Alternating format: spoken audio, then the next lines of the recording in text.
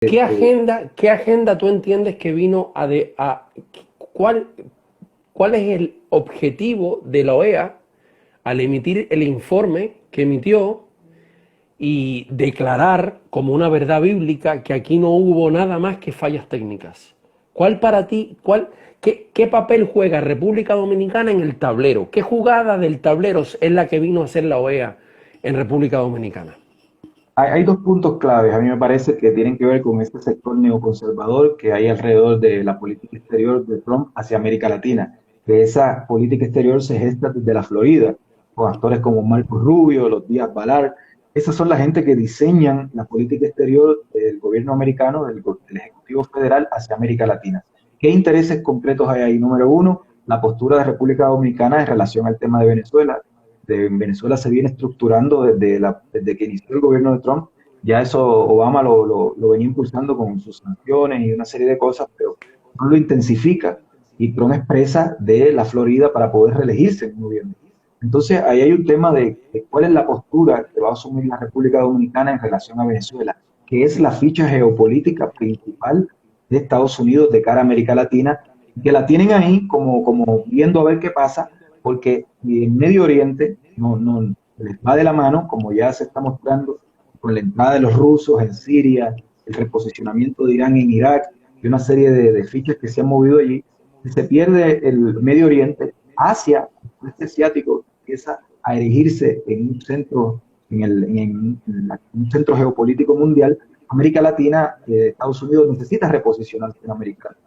La ficha ahí es Venezuela. Entonces, la postura de República Dominicana en relación al tema de Venezuela, ahí es clave. Hemos visto cómo desde hace ya 2 años el gobierno de Danilo Medina rompió con la tradición que venía desde los tiempos de Lionel, de que el país asumía una posición de árbitro neutral. De no injerencia, que incluso está en la Constitución. O Eso se sea, rompió. República Dominicana se declara, en la Constitución, República Dominicana se declara un Estado que aboga por la paz y por la no injerencia en asuntos internos, ¿verdad? Y Danilo por la Medina, resolución pacífica de conflictos y la legalidad internacional, ¿verdad?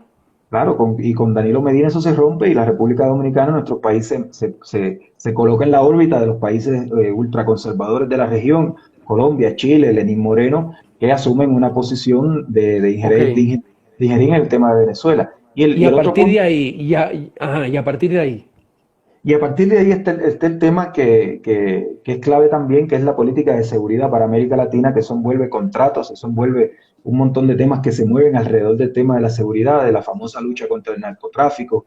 Ahí hay un montón de intereses económicos que están alrededor del Ejecutivo Federal americano y que la política latinoamericana, sobre todo en el eje del Caribe, gira alrededor de los Estados Unidos en el tema de la seguridad. Entonces, ahí hay un montón de temas ahí de tipo geopolítico vinculados a la cuestión de Venezuela, el reposicionamiento de Estados Unidos en la América Latina y la cuestión de la seguridad que está vinculada a contratos y a negociaciones de dinero. Entonces, ese rol de la OEA, de Almagro, que está vinculado al sector neoconservador que diseña la política de Trump para América Latina, lo que quiere es tener a la República Dominicana en esa órbita. Y ahí tuvo que haber habido una negociación en el sentido de darle un cariz técnico a la cuestión que pasó en febrero, ¿no? Quitarle todo el peso político de toda la narrativa que venía habiendo de que eso fue un fraude, de que ahí eso fue un boicot que hubo a las elecciones, sacar eso del medio, colocarlo como una cuestión técnica y la negociación tuvo que haber sido de la República Dominicana, tiene que seguir atada a los intereses de la OEA de Almagro y de Trump y en función de eso la OEA emite sus informes técnicos, ¿no? Que ya vimos que técnico no tiene nada, como lo vimos en Bolivia, ¿no? Que claro, antes de que se supiera claro. un resultado oficial, ya la OEA había asumido una postura porque se trataba de un gobierno que querían tumbar. República Dominicana es Claro. un gobierno que lo necesitan ahí para que siga asumiendo determinadas posturas, ¿no? Y esto también es un mensaje para el próximo gobierno. ¿Tú lo ves así? Sí, es un mensaje para... Yo creo que la visión que tiene Estados Unidos es que las opciones de ganar que hay en la República Dominicana, ninguna va a suponer una ruptura radical con su política exterior para América Latina. Y la cuestión está clara, o sea, el que venga tiene que asumir esa postura. República Dominicana es un país muy vulnerable al poder norteamericano, dependemos económicamente sustancialmente de Estados Unidos en el tema de las remesas, en el tema incluso de la zona franca, el tema del turismo.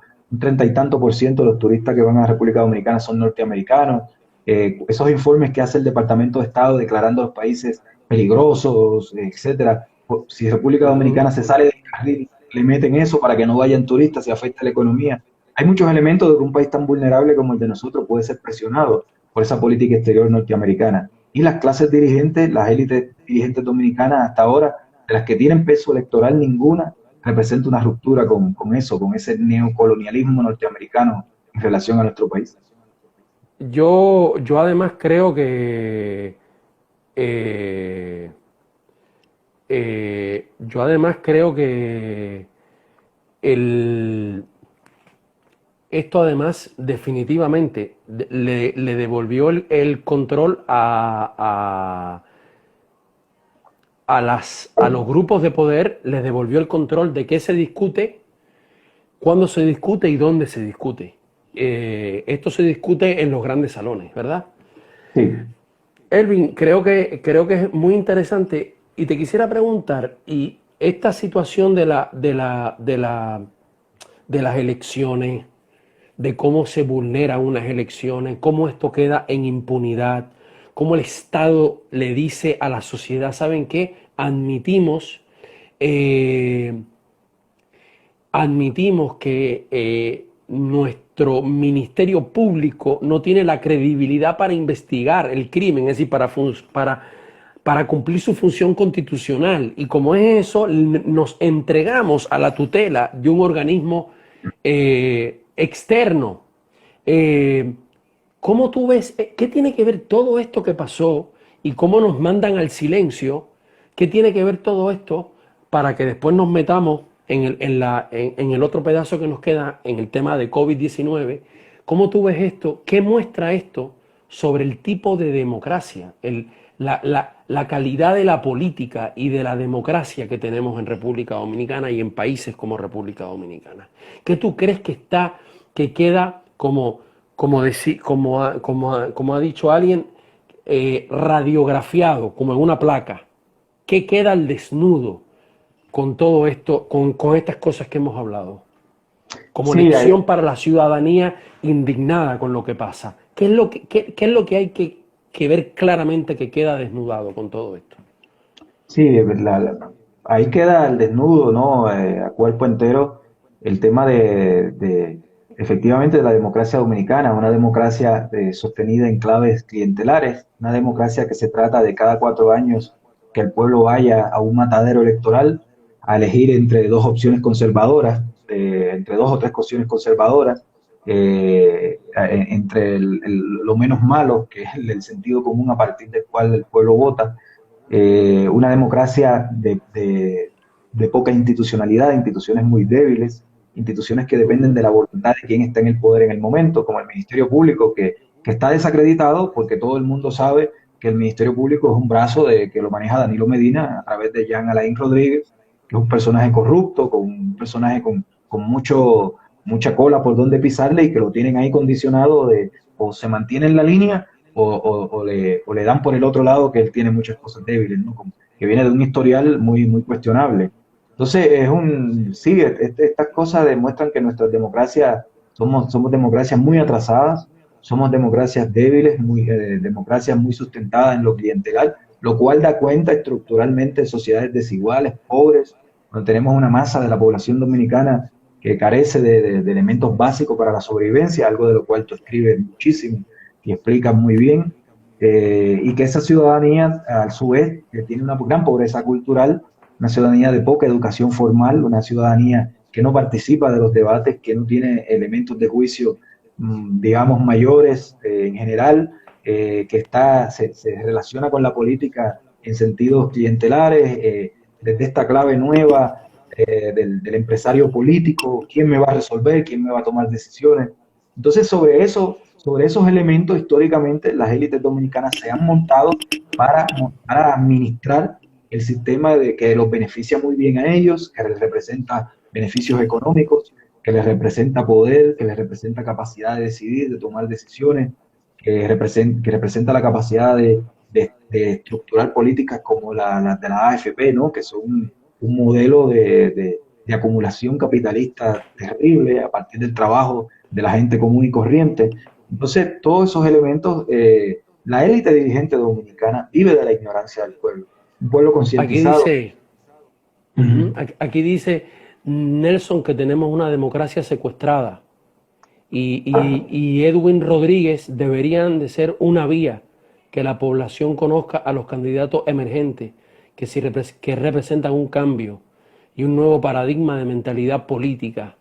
¿Qué sería un nuevo paradigma político frente a esto que estamos viviendo, ¿no? Y ahí aprovecho de hacer la conexión con esto del COVID, para irnos metiendo también en eso, ¿verdad? Como por ejemplo, frente a esta crisis aparece esta figura que tú has hablado del empresario o el empresaria o la empresaria de la política, el emprendedor o la emprendedora de la política, que hace incluso de una crisis una oportunidad no para hablar del funcionamiento de sistemas, de estructura, de presupuesto, de garantías de derechos, sino que es también la oportunidad para ver una especie de competencia, de reality show, de ver quién es el que más da, quién es el que más resuelve, quién pone el túnel tal, la cámara tal, el que instala el sistema tal, el que instala el hospital en no sé dónde, el que da más pruebas, el que trae en helicóptero y hasta en avión más pruebas. Eh, ¿Qué paradigma político sería el alternativo frente a esta lógica del empresarismo político? Sí, ahí tiene que haber una ruptura de tipo cultural, una ruptura con el sentido común dominante que existe en la República Dominicana, que es un sentido común conservador, un sentido común hiperpragmático. Y traigo a colación algo que es muy característico. Yo el día de ayer en la mañana en Twitter le hice un comentario a un periodista dominicano, que es un periodista deportivo muy conocido, que él decía que los países comunistas, así decía él, que en los países comunistas no se dan a conocer los datos sobre el COVID-19. Y yo le hice un comentario diciendo que se salga de esa lógica, ¿no? Un tanto ridícula de capitalismo versus comunismo, ¿no? De